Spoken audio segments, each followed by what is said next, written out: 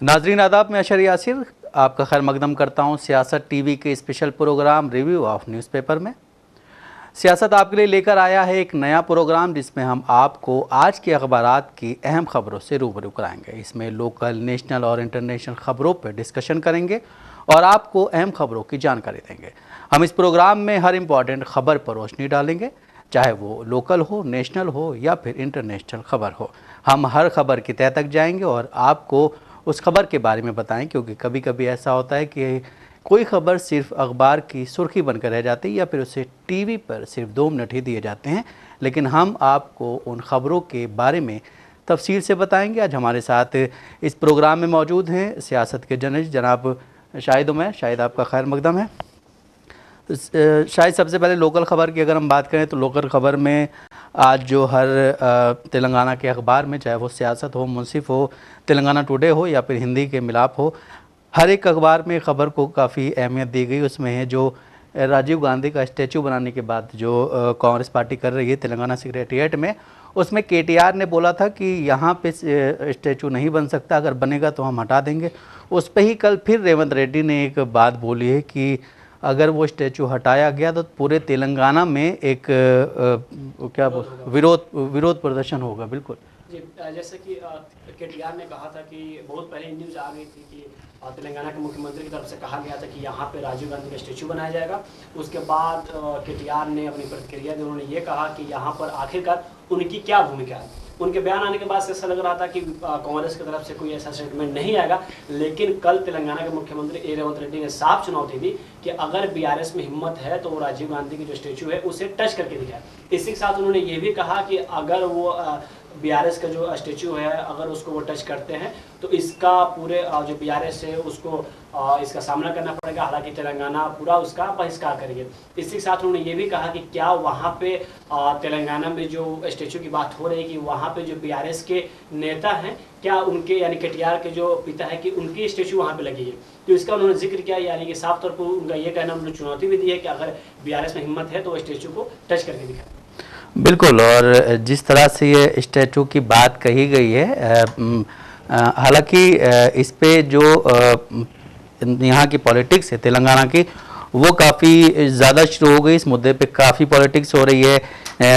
BRS से Congress party को काफ़ी कुछ बोल रही है और ये एक मतलब अपने एक इस हिसाब से देखा जाए तेलंगाना के लिए बहुत ही गलत है, क्योंकि अगर एक पार्टी चाह रही है कि यहाँ पे कोई स्टैचू बने तो आप उसे हटाएंगे, हम जब सत्ता में आएंगे तो उसे हटाएंगे, ऐसा बोलना कहीं ना कहीं सही नहीं है। वहीं दूसरी खबर ये है कि तेलंगाना में जो कल बहुत ही ज़्यादा बारिश हुई है, बहुत ही सुबह में बहुत ख़तरनाक बारिश हुई थी, कहा जाता है कि बादल फट गए थे, उसमें तेलंगाना में 7 लोगों की डेथ हो गई है। और इतनी ज़्यादा बारिश हुई थी कि रोड पूरी जाम हो गई थी, हर जगह पानी भर गया था, ब्लॉकेज का सिस्टम इतना ज़्यादा था कि मतलब जो ट्रैफिक था उसको काफ़ी नुकसान हो रहा था। इसी में 7 लोगों की डेथ हो गई। इसमें यह बताया जा रहा है कि 6 लोग बिजली की चपेट में आए, जिसको बिजली गिरने से 6 लोगों की मौत हुई है और एक की मौत पानी में बह जाने से हुई। हालांकि बारिश इतनी तेज़ थी कि हैदराबाद और सिकंदराबाद में जो रोड थी वो इतनी ब्लॉक हो गई थी, मतलब वहाँ पे गाड़ियाँ चल नहीं पा रही थी। ऑटो जो होते हैं उसके अंदर पानी आ गया था। काफ़ी मतलब एक अजीब माहौल था वहाँ पे। जी बिल्कुल। तेलंगाना में देखा जाए तो आज भी मौसम विभाग की तरफ से अलर्ट जारी किया गया है। कहा जा रहा है कि काफ़ी तेज़ बारिश हो सकती है। पिछले कुछ समय से हैदराबाद में काफ़ी गर्मी ज़्यादा यहाँ पे पड़ रही थी, तो एक तरह से बारिश आने की वजह से जो गर्मी है उसका प्रकोप कम हुआ है, लोगों को राहत मिली है। लेकिन वही दूसरी तरफ जिस तरह से तेज़ बारिश होने की वजह से यहाँ पर लगातार जल जमाव की समस्याएँ आ रही हैं, परेशानियाँ हो रही हैं, उसी के साथ आपने अभी जिक्र किया कि कुछ लोगों की मौत हो गई है, तो ये काफ़ी चिंता का विषय है। और मुझे लगता है कि इस पर जो तेलंगाना गवर्नमेंट उसको काम करने की ज़रूरत है कि किस तरह से बारिश के कारण यहाँ पे हैदराबाद में जो पानी का जल जमाव हो जा रहा है उसके निकासी का कोई अभी इतनी जल्दी इंतजाम नहीं हो पा रहे हैं, जिसकी वजह से लोगों के आने जाने में भी, जो कि शाम के समय या फिर मॉर्निंग के समय देखिए काफ़ी लोगों के ऑफिस जाने का वक्त होता है, तो उसको लेकर काफ़ी ट्रैफिक के भी मसले सामने आ रहे हैं। हालांकि अभी भी तेलंगाना की तरफ से ये एडवाइजरी जारी की गई है कि बारिश शायद अभी हो सकती है, तो शायद ऐसा कहा जा सकता है कि तेलंगाना में कह लें या फिर हैदराबाद में भी अभी जो आम जनता है उसके लिए इतनी आसान नहीं है, क्योंकि अभी आपने जिक्र किया कि जो मौत हो रही है काफ़ी चिंता का विषय है। लेकिन ये भी है कि जो प्राकृतिक आपदा होते हैं उससे कोई नहीं बच सकता है। और जहाँ तक हम बात करें बारिश की, हमने हाल ही में अभी देखा था कि किस तरह से और दूसरे राज्यों में लगातार जो बारिश है या फिर बादल फटने की वजह से या फिर पहाड़ी की ज़्यादा पानी आने की वजह से वहाँ पे कैसे जो घर थे वो दह गए। अभी भी बहुत से ऐसे लोग लापता हैं।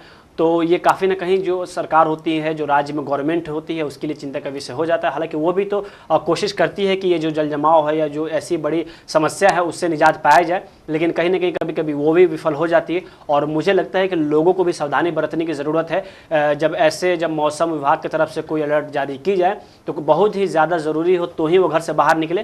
ख़ास तौर पर बच्चों को भी अपने सावधानी बरतने की सलाह दे। इसी के साथ साथ स्कूल वगैरह में भी भेजने में काफ़ी परेशानियाँ होती है। तो मुझे लग रहा है अभी भी हैदराबाद की बात करें या तेलंगाना की बात करें तो एक चुनौती है बारिश को लेकर। बिल्कुल, जिस तरह से उत्तराखंड में हुआ, हिमाचल प्रदेश में हुआ, वायनाड में हुआ, कितने घर बह गए, कितने लोग अभी भी लापता हैं। तो इस वक्त अगर कोई घूमने जाने का या किसी और मतलब अगर फ्री घूमने के लिए कोई प्लान बना रहे हैं, फालतू बैठे हैं चलो घूम आते हैं, तो थोड़ी सावधानी बरतें, क्योंकि बारिश कभी भी हो सकती है। जिस तरह से एक अलर्ट जारी किया गया है बारिश से रिलेटेड कि बारिश कभी भी हो सकती है। अगर ज़्यादा बारिश होती है तो जाहिर है कि पूरी रोड ब्लॉक हो जाती है, ट्रैफिक काफ़ी जाम हो जाता है, और ख़ासकर फ्लाईओवर के नीचे बहुत ट्रैफिक जाम हो जाता है, क्योंकि जो बाइक्स वाले होते हैं वो फ्लाईओवर के नीचे रुक जाते हैं बचने के लिए, उसमें पूरा रोड ब्लॉक हो जाता है। तो एक हिसाब से थोड़ी सावधानी बरतें, कहीं भी निकलें तो थोड़ा सोच समझ के निकलें, वो देख करके निकलें अलर्ट की किस वक्त से किस वक्त तक या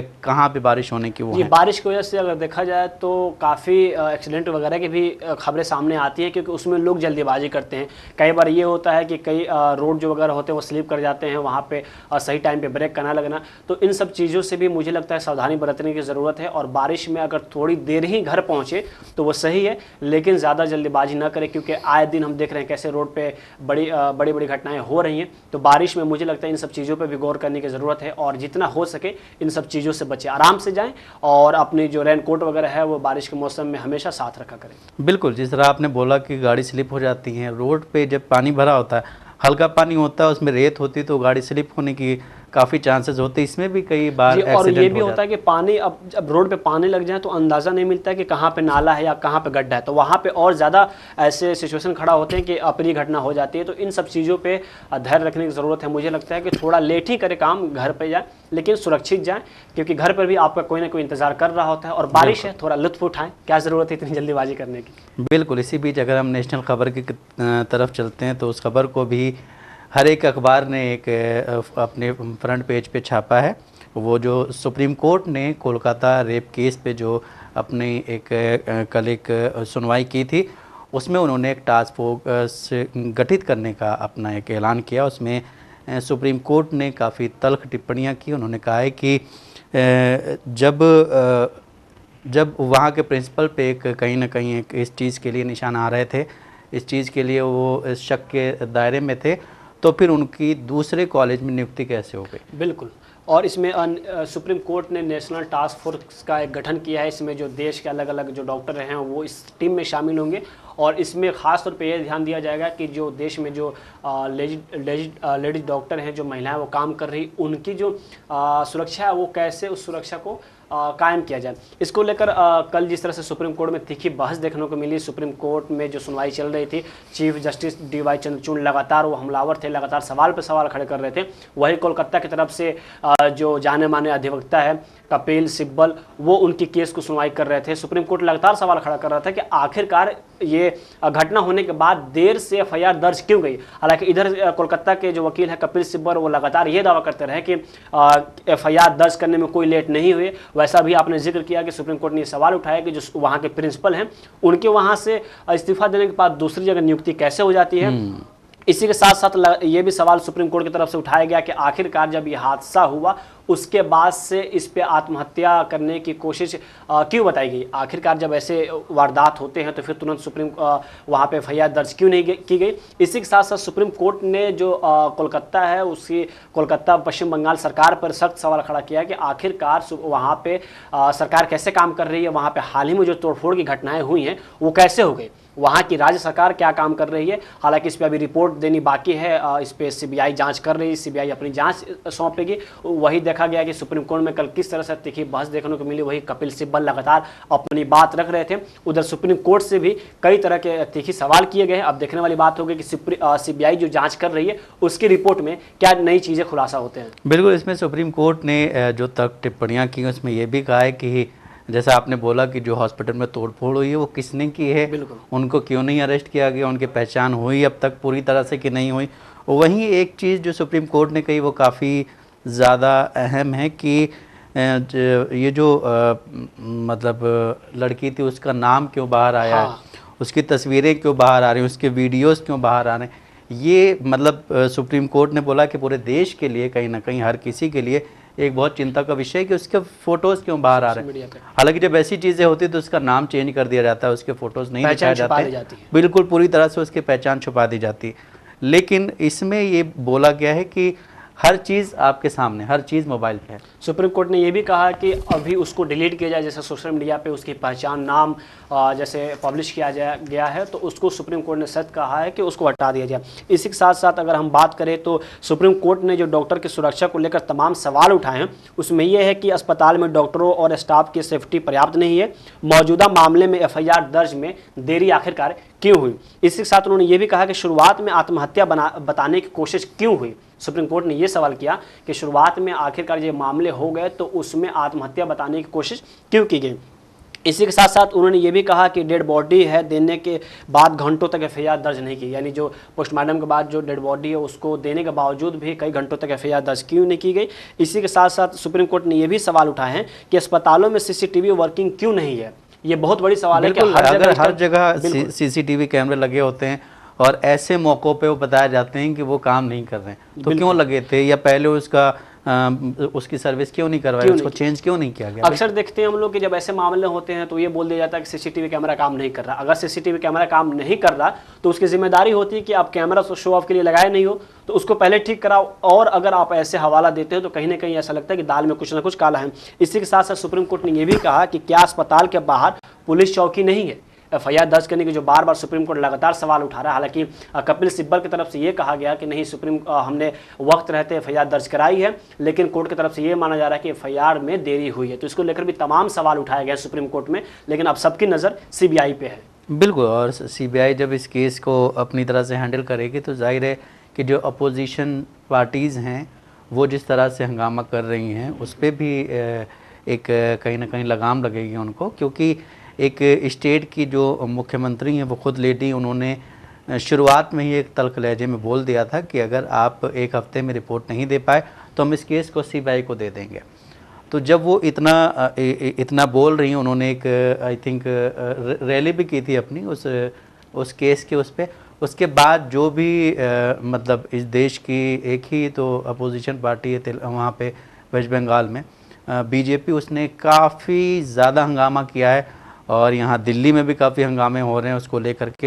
हालांकि पूरे देश में जितने भी डॉक्टर्स हैं या आम लोग हैं सब उस खबर को लेकर के काफ़ी चिंतित हैं कि अगर देश में डॉक्टर ही सुरक्षित नहीं रहेंगे तो और लोग कैसे सुरक्षित रह सकते। आपने अभी हंगामे का जिक्र किया, मुझे लगता है कि इसमें कोई बड़ा हंगामा करने की ज़रूरत नहीं है। हालांकि सुप्रीम कोर्ट ने भी कहा है कि जो डॉक्टर हड़ताल पे हैं वो अपनी हड़ताल ख़त्म करें। हमने आज ही का अखबार में देखा है कि कैसे डॉक्टर हड़ताल पे है और जो मरीज़ हैं जो इलाज के लिए जा रहे हैं उनको काफ़ी मुश्किलों का सामना करना पड़ रहा है। आप ही ने अभी बीजेपी का जिक्र किया कि पश्चिम बंगाल में ममता बनर्जी वहाँ पर अपोजिशन माफ़ कीजिए गवर्नमेंट सरकार चला रही है और उनके खिलाफ वहाँ पर बीजेपी है। तो वही कुछ लोगों का ये भी मानना है कि अगर वहाँ पे कोलकाता में बीजेपी की सरकार होती तो शायद इतने बड़े पैमाने पे प्रोटेस्ट या प्रदर्शन देखने को नहीं मिलते, क्योंकि ऑलरेडी मामला सुप्रीम कोर्ट में जा चुका है। सुप्रीम कोर्ट भी इस पर सख्त टिप्पणियां कर रहा है, सख्त सवाल कर रहा है, इसको पूरे अपने जांच देख रहे कि उसकी जांच हो रही है। तो लोगों का ये भी सवाल है कि अगर शायद कोलकाता में ममता बनर्जी की सरकार की जगह अगर वहाँ पे बीजेपी की सरकार होती तो शायद इस तरह से इसको अलग एंगल देने की कोशिश नहीं की जाती। बिल्कुल, वहीं एक और ख़बर जिसको आज के अखबारों ने काफ़ी अहम जगह दी है, फ्रंट पेज पे ही हर अखबार में कि आज भारत बंद है। वो एक संघर्ष समिति, आरक्षण बचाओ संघर्ष समिति ने आज ये भारत बंद का आह्वान किया। इसमें कई और संगठनों ने इनका साथ दिया है और ये आरक्षण का जो ये विरोध प्रदर्शन है वो सुप्रीम कोर्ट के SC ST क्रीमी लेयर का जो एक उन्होंने दिया था प्रावधान, उस पे हो रहा है। इस पे कई मतलब मुझे लगता है कि हर पॉलिटिकल पार्टी जो अपोजिशन में उसने उसका सपोर्ट भी किया, चाहे वो यूपी में चाहे वो मायावती हो या समाजवादी पार्टी हो या फिर कांग्रेस पार्टी या फिर राष्ट्रीय जनता दल बिहार राष्ट्रीय जनता दल ने भी उसका सपोर्ट किया। जी देखिए, आरक्षण बचाओ संघर्ष समिति जो है इन्होंने आज पूरे 21 तारीख को पूरे हिंदुस्तान में भारत बंद का आह्वान किया है। इसको लेकर हर जगह इसका असर देखने को भी मिल रहा है। हालांकि हम आपको बता दें कि बिहार में भी, उत्तर प्रदेश में देखें, राजस्थान में देखें, मध्य प्रदेश में देखें, बिहार में और उत्तर प्रदेश की बात करें तो वहाँ पर मायावती ने भी इसका समर्थन किया है। और जो आकाश हैं जो कि लगातार इस बार वो हमलावर दिख रहे हैं, उन्होंने भी अपील की है कि आरक्षण को लेकर प्रदर्शन हो, लेकिन उन्होंने शांति के साथ प्रदर्शन करने को कहा है। इसी के साथ बिहार में की अगर बात करें तो बिहार में राष्ट्रीय जनता दल जो कि वहाँ पे ओपोजिशन में बैठी हुई है, कांग्रेस के साथ अलायंस है, तो उसने भी इसका समर्थन किया है। उसका भी ये कहना है कि नहीं, इनकी मांग जो है वो जायज़ है और इस पर तुरंत सख्त कानून कदम उठाते हुए इसको सुनने की ज़रूरत है। इसी के साथ अगर हम देखें यहाँ पे असर की बात, तो मध्य प्रदेश में, राजस्थान में, बिहार में और उत्तर प्रदेश समेत कई ऐसे तमाम राज्य वहाँ पे कड़ी सुरक्षा को देखते हुए पुलिस प्रशासन के इंतजाम किए गए हैं ताकि कोई अप्रिय घटना ना हो, किसी भी तरह की कोई आगजनी ना हो, तोड़फोड़ ना हो। क्योंकि देखा गया था कि जो दलित समाज है इसी के तरफ से एक बार 2018 में प्रोटेस्ट हुए थे, उसमें करीब 5 या 6 लोगों की मृत्यु हुई थी, मौत हो गई थी इस प्रोटेस्ट की वजह से।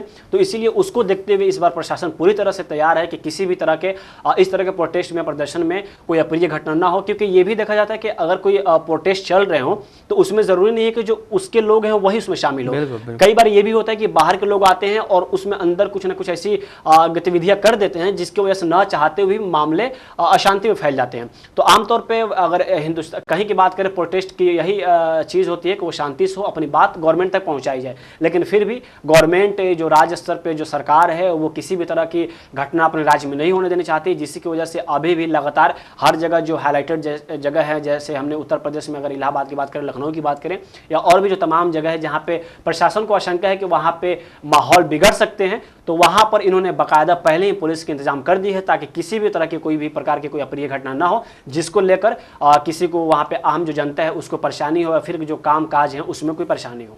बिल्कुल। और जिस तरह से पुलिस ने खुद भी बोला है कि इस जो भी ये विरोध प्रदर्शन है इसमें हर एक को एक जगह, हर जगह एक ऐसी जगह दे दी कि जहाँ पे आप प्रोटेस्ट कीजिए, उससे उधर उधर मत जाइए कि वो आपके लिए ही मुसीबत बन सकता है। अगर उसमें कोई 2-4 लोग ऐसे आ गए जिनको सिर्फ हंगामा करना था, कोई पत्थर फेंक के मार दिया, कुछ कर दिया, उससे एक भगदड़ मच जाती है, उसके बाद काफ़ी नुकसान आम जनता को ही होता है। बिल्कुल, ट्रैक्टर वगैरह को भी उन्होंने साफ तौर पे बैन किया उत्तर प्रदेश में कि जो चिन्हित जगह है जहाँ पे आपको प्रोटेस्ट करना है वहाँ पे आप करें, उसके जगह पे कहीं और जाने की कोशिश ना करें या फिर कोई ऐसी चीज़ों को इसमें शामिल ना करें जिसको लेकर बाद में विवाद हो। बिल्कुल। और इसी बीच एक और ख़बर है जिसको आज के सारे अखबारों ने बहुत ही अपने फ्रंट पेज पे ही रखा है, और ये खबर ये है कि यूपीएससी में लेटर एंट्री को लेकर जो मतलब एक विपक्ष ने एक चिंता जाहिर की थी, उस पर कल सेंट्रल गवर्नमेंट ने नाम देके प्रधानमंत्री मोदी का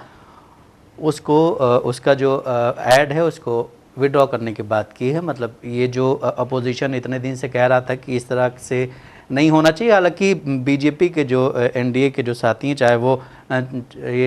चाहे वो चिराग पासवान हो या फिर मांझी हो बिहार के, इन लोगों ने भी इसका विरोध किया था। चिराग पासवान ने भी कल ही सुबह में इसका विरोध किया कि इस तरह की चीज़ें नहीं होनी चाहिए।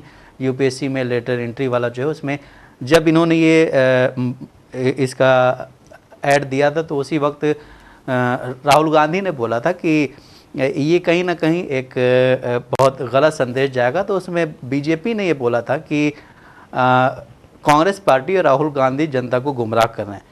और कल फिर जब उनकी अपनी ही पार्टी अपने साथ जो एनडीए पार्टीज़ हैं उन्होंने 2 दिन जब इसका मतलब इसके मुखालिफ बोला है तो उन्होंने कल इस ऐड को वापस लिया है। जी, इसमें देखा गया था कि जो गठबंधन के साथ जो एनडीए के साथ है उन्होंने भी इसका विरोध किया था। अब काफ़ी युवा के चेहरे पे देखा जाता है उनको, तो फिर उन्होंने भी कहा था कि इसके वो खिलाफ़ हैं। वो सत्ता में हैं, उनका हक बनता है कि वो सवाल करें, केंद्र से सवाल करेंगे। हालांकि जब लेटर एंट्री की बात की गई थी तो देखा गया था कि किस तरह से विपक्ष लगातार हमलावर था। वही एनडीए में चिराग पासवान जो हैं कि उनके पक्ष में सरकार में एनडीए में है, लेकिन उन्होंने इसका विरोध किया था, कहा था कि हमने इसको अपने पैमाने पर देखेंगे।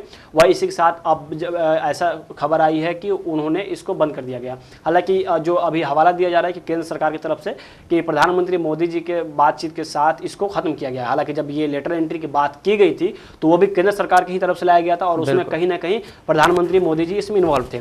तो अब ये कहा जा सकता है कि जिस तरह से विपक्ष ने दबाव बनाया उसके बाद और उनके ही सहयोगी, जैसे चिराग पासवान की बात करें, उनके ही सहयोगी हैं, तो उन्होंने कहीं ना कहीं इसके खिलाफ अपनी बयानबाजी शुरू की थी। तो इसको देखते हुए केंद्र सरकार अभी बैलेंस करने के लिए इस जो ये विज्ञापन है उसको वापस ले लिया है।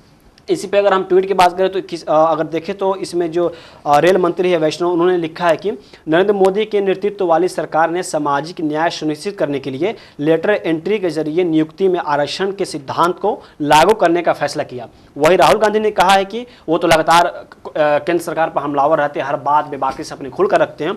उन्होंने कहा है कि हम भाजपा की लेटर एंट्री जैसी साजिशों को नाकाम करके दिखाएंगे। 50% आरक्षण सीमा को तोड़कर हम जातिगत गिनती के आधार पर सामाजिक न्याय सुनिश्चित करेंगे। तो एक तरह से ये कहा जा सकता है कि जिस तरह से विपक्ष लगातार केंद्र सरकार पर हमलावर है, जैसे पिछले कुछ सरकारों में हमने देखा, कुछ कार्यकाल में इनके हमने देखा कि कोई भी ऐसे कानून थे, कोई भी ऐसी चीजें थी तो ये लगातार मतलब आपसी बात करके ये लोग पास कर लेते थे। लेकिन इस बार शुरू से ही कहा जा रहा था कि केंद्र सरकार के हर एक काम इतने आसान नहीं हो सकते हैं जिस तरह से पिछली बार थे। इस बार विपक्ष बहुत कड़ी मजबूती के साथ अपनी विपक्ष भी मजबूत है और इनके साथ जो एनडीए में जो पार्टीज हैं उनका भी एक अपना अपना स्टैंड है, वो भी कहीं ना कहीं मजबूत के साथ। अब इसका कहने की असर दिख रहा है कि जिस तरह से लेटर एंट्री का जो विज्ञापन है उसको वापस ले लिया गया है। बिल्कुल। और इसी बीच एक खबर और है कि शायद आजकल हिंदुस्तान में कुछ हिंदुत्ववादी जो नेता हैं उन्होंने देश में हिंदू मुस्लिम के नाम पे इतने मतलब बुराइयां फैला दी हैं कि कोई कहीं भी जाए, अगर मुसलमान कुछ भी छोटा सा भी कोई छोटी सी भी कोई गलती कर देता है तो उसको या तो लिंच कर दिया जाता है या फिर उसके घर बुलडोज़र चला दिया। जिस तरह कल भी हम बात कर रहे थे कि मध्य प्रदेश में बीजेपी की रैली जा रही थी, ऊपर टंकी में पानी भर गया तो 2-4 चींटे आ गए, उन्होंने बोला कि हमारी रैली पे थूका, इस वजह से उनके घर पे बुलडोज़र चल गया। इसी तरह की रोज़ कोई ना कोई खबर आती रहती है कि इस देश में मुसलमानों को रहने का कोई अधिकार नहीं। ये कहते हैं सत्ता पक्ष के लोग या फिर उन्हीं के जो संगठन है आरएसएस के संगठन हैं, 2-3 संघ वीएचपी वगैरह हैं, सब इनमें से कोई ना कोई ये चीज़ें बोलता रहता है। इसी बीच आज एक खबर आई है बरेली से कि एक मुसलमान ने एक हिंदुओं के इलाके में घर ले लिया। जब घर लिया तो उसके अड़ोस पड़ोस में जितने भी हिंदू थे सबने उसका विरोध किया और कुछ हिंदुत्ववादी लोगों ने उसको पूरी तरह से उस जगह को खाली करने को बोला कि आप यहाँ से चले जाएं। एक इंसान जब घर, वही फिर बात आगे घर वाली की, जब इंसान कोई घर लेता है तो वो अपनी पूरी पूंजी वहीं लगा देता है। उस पूंजी के बाद जब इस तरह के हालात हैं तो जाहिर है एक बहुत ही गलत मैसेज जाता है दुनिया में। हमारे यहाँ तो ये हो रहा है, ठीक है, हम थोड़ा सा लेकिन दुनिया में हम कहते हैं कि हम बहुत ही विश्व गुरु बनने वाले हैं, लेकिन जब इस तरह की हरकतें होती हैं तो एक उस जो विश्व गुरु वाली जो एक तस्वीर है वो कहीं ना कहीं धूमिल होती नज़र आती है। देखिए, विश्व गुरु की बात तो की जाती है, लेकिन विश्व गुरु बनने के लिए सबके सहयोग की ज़रूरत है और मुझे लगता है ये बात भाजपा को पता है, तभी सबका साथ, सबका विकास, सबका विश्वास के नारे के साथ वो आगे बढ़ रही है। लेकिन ये सिर्फ एक नारा रह गया है। अब इसमें जो चीज़ें आपने अभी भी देखी हैं कि जब 2024 का इलेक्शन कंप्लीट हुआ था उसके बाद उन्होंने बोला था कि जिसने मोदी को वोट दिया उस काम, जिसने नहीं दिया उस काम नहीं। तो ये सबका साथ, सबका विकास, सबका विश्वास कुछ नहीं बचा है। अब सिर्फ ये है कि आपने अगर हमें वोट दिया है तो हम आपका काम करेंगे, वरना हम आपको नहीं जानते। अभी आपने जिस घटना का जिक्र किया, आपको भी पता होगा कि ये पहली बार कोई घटना नहीं है और ये जहर पहली बार घोरी भी नहीं जा रही है। इसके पहले भी लगातार कई ऐसे घटनाएं सामने आ चुकी हैं। हम लोगों ने कई बार ये भी देखा कि किसी बड़े सोसाइटी में कोई अगर फैमिली है, मुस्लिम फैमिली, बकरीद के दिन अगर वो भेड़ बकरी जो खसी होती है अगर उसको ले जाते हैं तो वहाँ पर जो सोसाइटी के लोग हैं वो प्रोटेस्ट करना शुरू कर देते हैं। इसी के साथ हमने अभी हाल ही में देखा कि कैसे बांग्लादेशी बताकर जो कि वो तो आपके सोसाइटी में भी नहीं है, बिल्कुल। वो दूसरे जगह तंबू तान कर रहते हैं, साफ सफाई का जो मुस्लिम काम करते हैं, वो उन्हें बांग्लादेशी बताकर आप उनके घर को उजाड़ देते हैं, लाठी डंडों से मारते हैं। कैसे बुजुर्ग हैं नीचे जमीन पे पड़े हुए हैं, उनको आप लाठी डंडों से मारते हैं। तो ये जो इस तरह की जो घटनाएं आ रही है, बहुत पहले ही इसके लिए एक रोड मैप तैयार किया गया है जिसको लेकर ये काम करें। अब बताएं, आप तो सबका साथ, सबका विकास, सबका विश्वास की बात करते हैं, लेकिन आप कोई अगर मुस्लिम है, किसी सोसाइटी में घर लेने की बात करते हैं, वहां घर ले रहा है, तो वहां पे आप उसको नहीं रहने देना है। इसका मतलब ये क्या है? ये सामाजिक बहिष्कार नहीं है तो फिर क्या है? आखिरकार इन सब चीज़ों पे गवर्नमेंट खुलकर क्यों नहीं बात करती है? क्योंकि ये तो संविधान जो है सबकी समान नागरिकता की बात करता है, सबको एक नज़र से देखता है। फिर क्या अब कोई ऐसी जगह बच गई है जहां पे हम किसी के परमिशन के साथ लें? वहां पे पुलिस प्रशासन पे भी सवाल उठता है कि जब इस तरह के वारदात आते हैं तो वो सीधा उस पर बात क्यों नहीं करता है, और आखिरकार इन सब एंगल को किसी खास धर्म को लेकर या फिर खास समुदाय को लेकर जोड़कर क्यों देखा जाता है? और ये जो नफरत है, ये नफरत बहुत पहले ही घोड़ दिया गया, जो कि अब इसका असर पड़ते दिख रहा है। अब आप बताएं, कैलाश विजयवर्गीय जो कि ये बोल रहे हैं कि 30 साल बाद देश में गृह युद्ध हो सकता है, अब इस तरह की जो बयानबाजी अगर दूसरे लोग सुने तो उनके माइंड में क्या सेटअप होगा? अब कहीं ना कहीं एक तरफ जो ये बयान आते हैं, दूसरी तरफ देखा जाता है कि जो मुस्लिम है अगर एक जगह से दूसरी जगह अगर अपने घर को ले रहे हैं, वहां पे सेट हो रहे हैं, तो लोगों के अंदर ये मानसिकता बैठ जाती है कि इनकी पॉपुलेशन तो बढ़ रही है, तभी तो वो वहां से यहाँ शिफ्ट कर रहे हैं। बिल्कुल, इस तरह की जो भी घटनाएं हैं वो देश में काफ़ी बढ़ रही हैं। इस पे हमारे देश के प्रधानमंत्री और गृह मंत्री जी को भी बोलना चाहिए। और हर समाज एक हिंदुस्तान कहीं ना कहीं एक हर एक को एक्सेप्ट करने वाला देश है। इस देश में इस तरह की अगर घटनाएं होंगी तो कहीं ना कहीं हम सबको काफ़ी परेशानी होगी। हम जब यहाँ से कहीं बाहर जाएंगे, किसी और देश में जाएंगे, तो भी हमें काफ़ी इस चीज़ का नुकसान उठाना पड़ सकता है। तो नाज़रीन, जैसा कि आपने देखा कि हमने आपको न्यूज़पेपर्स के ज़रिए अहम ख़बरों से रूबरू कराया है। ऐसे ही ज़रूरी ख़बरों से रूबरू होने के लिए हमारे साथ इस प्रोग्राम से जुड़े रहें। और अगर आपकी इस प्रोग्राम से रिलेटेड कोई भी राय है तो हमें कमेंट बॉक्स में ज़रूर बताएं। इसी के साथ मुझे और शाहिद उमैर को दें इजाज़त। आप बने रहें सियासत टीवी के साथ।